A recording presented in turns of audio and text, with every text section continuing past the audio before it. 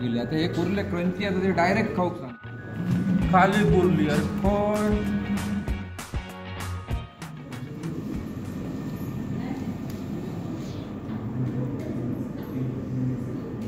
आपण हॉटेलमध्ये आलो आहे.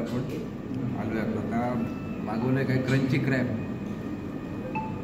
आता हे जे क्रंची क्रॅब आलं काय क्रंची क्रॅब आलं तुमचं काय सांगतो सर मी.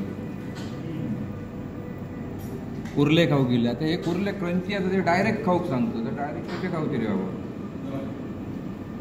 घेतली कुर्ली तोडली कुर्ली खाली कुर्ली अरे पण कुर्ले असे खाऊ घेतो.